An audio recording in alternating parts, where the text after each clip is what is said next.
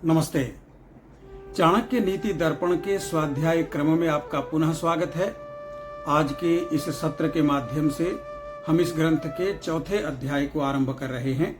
पहला श्लोक है, आयुः कर्म च वित्तं च विद्या निधनमेव च पंचैतानि हि सृज्यन्ते गर्भस्थस्यैव देहिनः।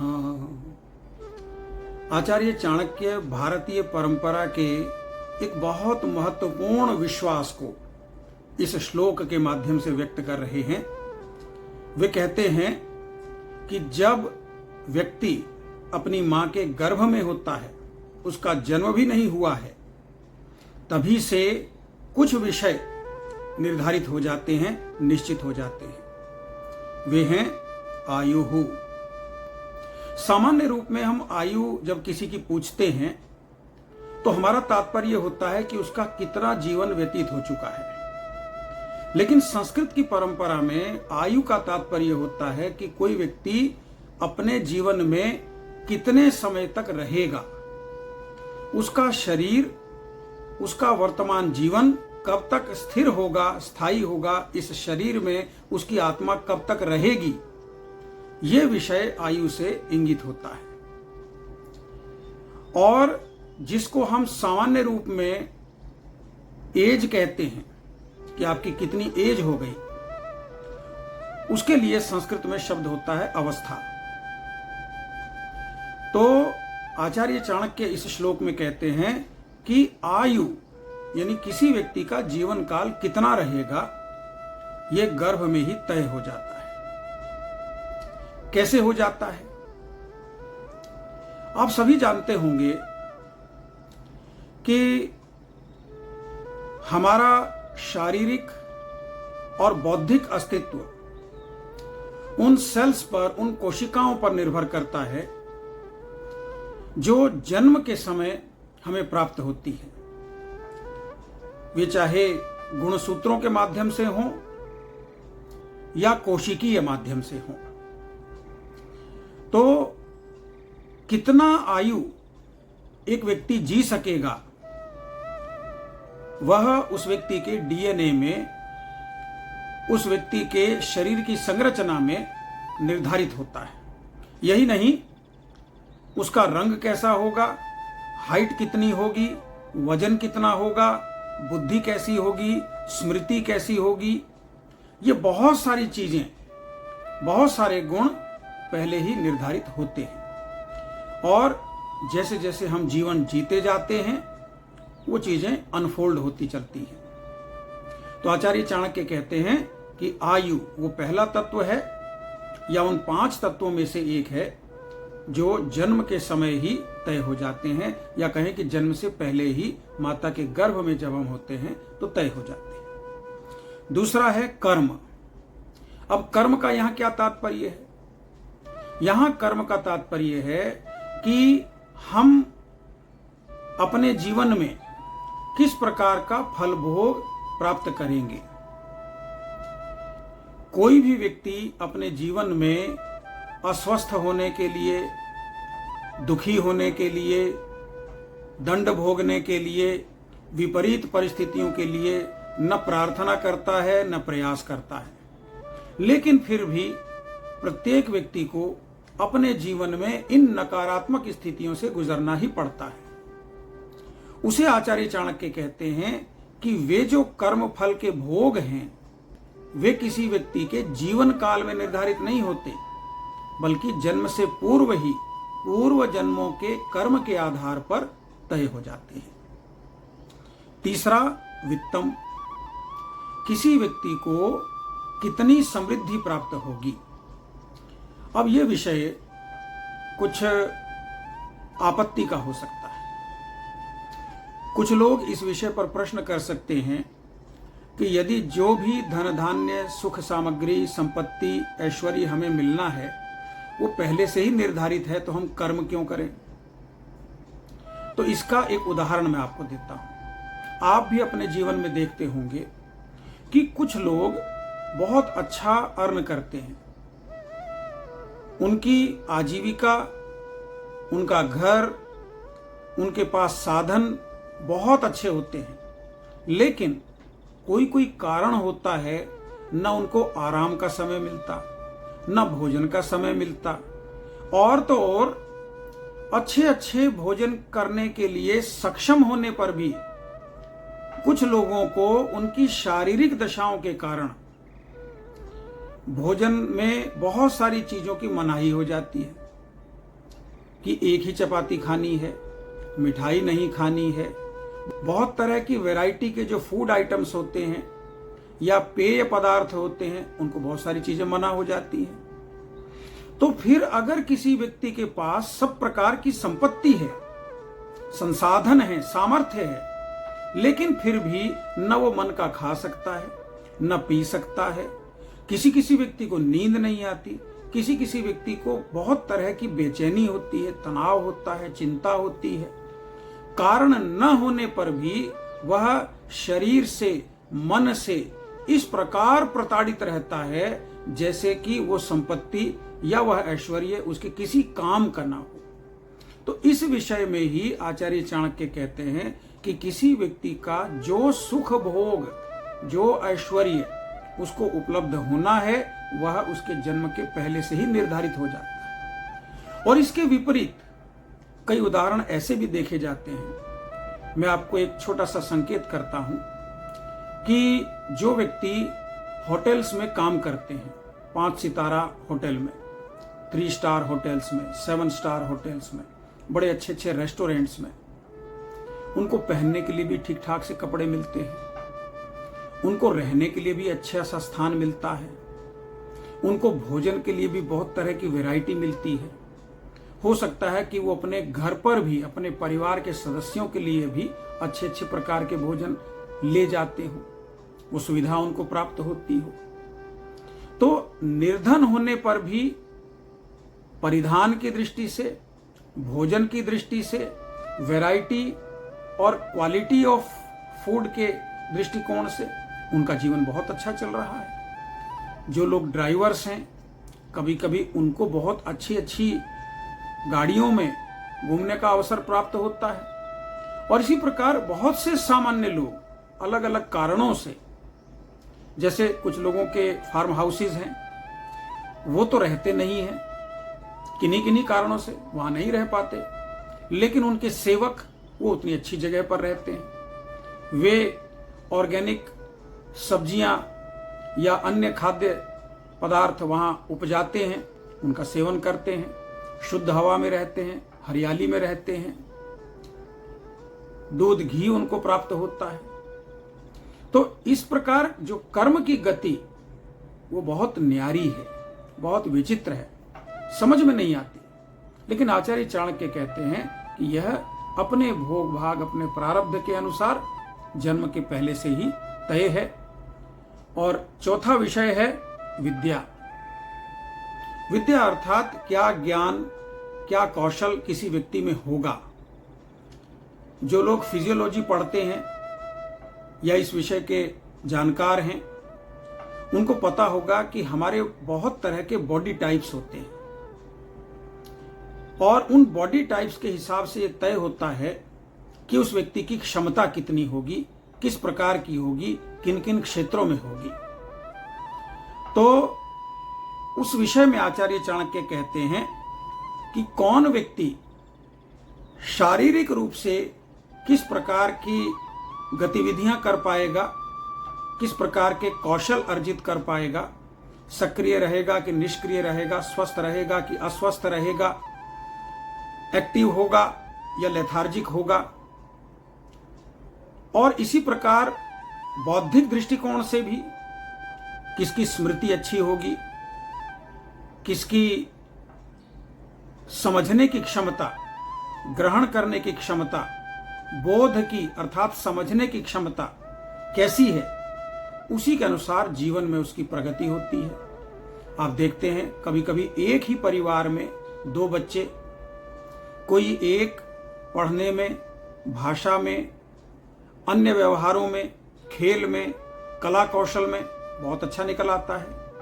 उसी घर में, परिवार में जन्मा हुआ बच्चा और उसी प्रकार के विद्यालय में उन्हीं शिक्षकों से पढ़ने वाला दूसरा बालक या बालिका वो उतना निपुण, उतना प्रवीण, उतना अग्रणी नहीं हो पाता। तो आचार्य चाणक्य उसका कारण बताते हैं प्रारब्ध या भाग्य। पांचवी और अंतिम चीज निधनमेव च, कब किसी व्यक्ति का जीवन समाप्त होगा, कैसे समाप्त होगा।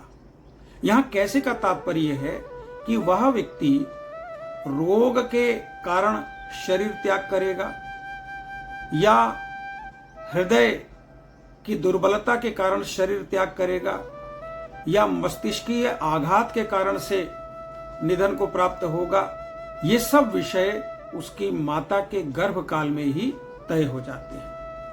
तो इस श्लोक के माध्यम से आचार्य चाणक्य ने 5 ऐसी स्थितियों की ओर हमारा ध्यान आकृष्ट किया है जिन पर हमारा वश नहीं है, जो प्रारब्ध से हमें प्राप्त होते हैं और उन्हीं के अनुसार हमारा जीवन चलता है। दूसरा श्लोक है साधुभ्यस्ते निवर्तन्ते पुत्रा मित्राणि बांधवाः ये च तैः सह गन्तारः तद्धर्मात् सुकृतं कुलम्।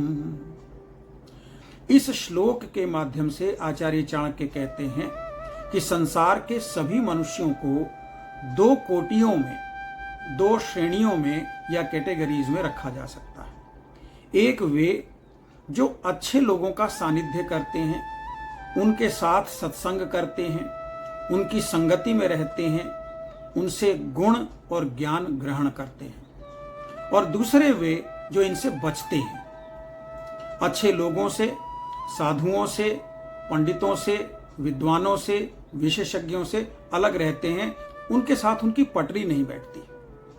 और इसका परिणाम क्या होता है? आचार्य चाणक्य कहते हैं कि जो पुत्र यानी हमारी संतानें, मित्राणी हमारे दोस्त, हमारे संगी साथी, और बांधवाः हमारे संबंधी, रिश्तेदार, ये अच्छे लोगों के साथ नहीं रहते।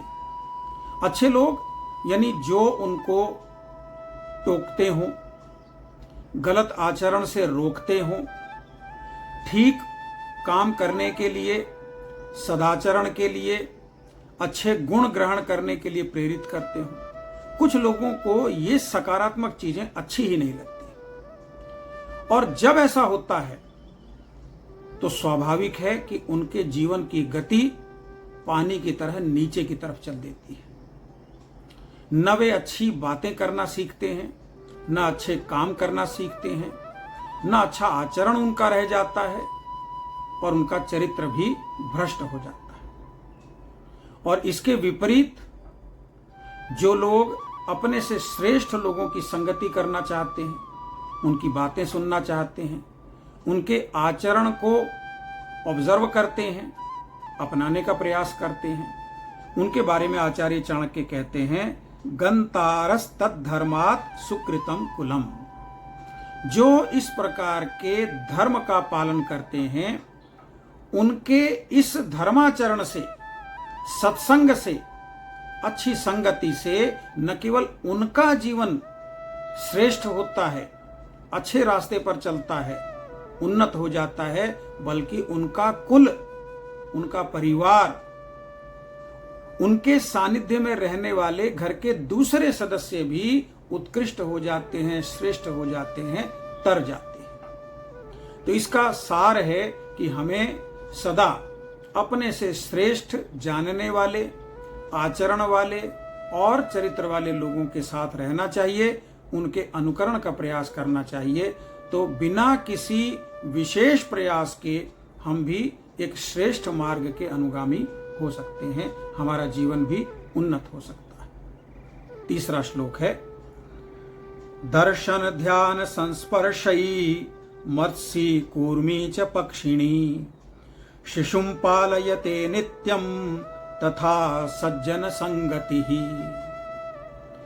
दूसरे श्लोक में जो बात कही गई कि श्रेष्ठ लोगों की संगति में रहना चाहिए, उसके कुछ उदाहरण आचार्य चाणक्य इस तीसरे श्लोक के माध्यम से प्रस्तुत करते हैं।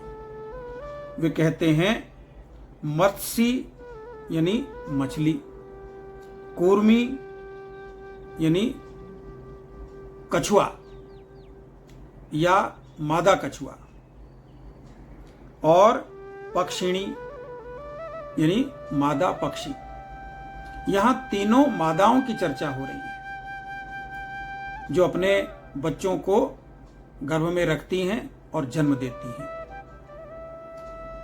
ये सब 3 प्रकार से अपनी संतानों को जन्म देने और उनके पालन पोषण में सक्षम होती है। पहला, दर्शन, देखती रहती हैं उन्हें। अगर मछली ने, मादा कछुआ ने या मादा पक्षी ने अंडे दिए हैं तो वे अपनी नजर में रखती हैं, अपनी दृष्टि वहां से हटाती नहीं। और ध्यान, अगर किसी कारणवश अपने घोंसले से अंडे जहां रखे गए हैं उस स्थान से दूर भी जाना पड़े, अपनी दृष्टि में अपने अंडों को न रख पाएं, उन पर नजर न रख सकें, तो भी उनका ध्यान उधर ही रहता है। वे उसकी तरफ से बेखबर नहीं हो जाती। और संस्पर्शयी ही, वे उन अंडों को सहलाती हैं, उन्हें सेती हैं, उनको अपने स्पर्श से कोमलता का आभास कराती हैं, उनके साथ जुड़ाव रखती हैं। तो इन 3 प्रकार से ये 3 प्रजातियों की मादाएं अपने बच्चों को बड़ा करती हैं, उनका पालन पोषण करती हैं। उसी प्रकार आचार्य चाणक्य कहते हैं कि तथा सज्जन संगति ही, ऐसा ही प्रभाव सज्जन संगति का होता है। यानी आप उन्हें केवल देखें, उनका निरीक्षण करें। अब निरीक्षण करना केवल देखने से तो नहीं होगा, सुनने से भी होगा, ऑब्जर्वेशन से होगा। दूसरा, ध्यान, आप सदा अपने मन में उन सज्जनों की बातों और उनके व्यवहारों का, उनके श्रेष्ठ गुणों का ध्यान करें। और तीसरा, स्पर्श, स्पर्श का अर्थ स्वयं उस प्रकार के कार्य करने का प्रयास करें। जैसे अच्छे लोग बोलते हैं, जिन शब्दों का प्रयोग करते हैं, जो उनका लहजा होता है आप भी अपनाएं, जो उनका आचरण होता है, उनका उठना बैठना चलना, वैसा आप भी करने का प्रयास करें। और जिस प्रकार के उनके कर्म होते हैं उनका अनुकरण यदि आप भी करेंगे तो आपका जीवन भी सुधर जाएगा। तो ये सत्संगति का सुप्रभाव है, अच्छा प्रभाव है, सभी को अपनाना चाहिए। और इसी श्रृंखला से जुड़ा हुआ चौथा श्लोक भी है, यावत् स्वस्थो ह्ययं देहो यावन् मृत्युश्च दूरतः तावदात्महितं कुर्यात् प्राणान्ते किं करिष्यति। ये श्लोक बहुत महत्वपूर्ण है। यदि किसी व्यक्ति ने अपने जीवन में उन्नति करनी है, विकास करना है, तो ये श्लोक उनके लिए एक चेतावनी की तरह से है। आचार्य चाणक्य कहते हैं, यावत् स्वस्थो ह्ययं देहो, यह शरीर जब तक स्वस्थ है। हालांकि स्वास्थ्य एक बहुत ही विरल या बहुत कम पाई जाने वाली स्थिति है। स्वस्थ का तात्पर्य होता है कि हमारा शरीर और हमारा चित्त, मन, बुद्धि ठीक वैसे हों जैसे उनको होना चाहिए।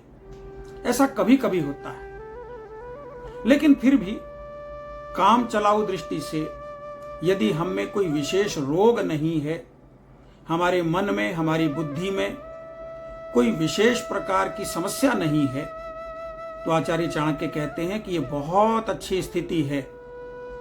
अपने शरीर का, अपने विचारों का सदुपयोग करें और अपने जीवन को उन्नत बनाएं, अच्छे निर्णय करें, परिश्रम करें और कोई संकल्प लेकर उस दिशा में चलें, अपने जीवन को उसके लक्ष्य तक पहुंचाएं। दूसरी शर्त, यावन मृत्युश्च दूरतः, जब तक मृत्यु दूर है। वैसे तो मृत्यु कभी दूर नहीं है, कभी भी घट सकती है, लेकिन यदि कोई बालक है, किशोर है, युवा है, प्रौढ़ है और शुरुआती स्तर का वृद्ध भी चाहे है, तो हम कह सकते हैं कि सामान्य रूप में मृत्यु उससे दूर है। कोई बहुत गंभीर रोग नहीं है या कोई बहुत बड़ी दुर्घटना से पीड़ित नहीं है, तो कह सकते हैं कि मृत्यु अभी दूर है। तो ऐसी स्थिति का भी सदुपयोग करना चाहिए। अपने जीवन को उन्नत बनाने के लिए ऐसे ही समय में पूरा प्रयास करना चाहिए। तो इस प्रकार इन 4 श्लोकों में आचार्य चाणक्य ने जीवन के बहुत महत्वपूर्ण विषयों पर अनेक उपदेश हमारे सामने प्रस्तुत किए हैं। निश्चय ही ये सभी उपदेश हम सब के लिए उपयोगी हैं, व्यावहारिक हैं। आप सभी इन्हें अपने जीवन में अपनाएं और अपने मित्रों और शुभचिंतकों तक भी इन्हें पहुंचाएं, ताकि आपके साथ उनका जीवन भी उन्नत और श्रेष्ठ हो सके। इस सत्र को सुनने के लिए आपका बहुत बहुत धन्यवाद। नमस्ते।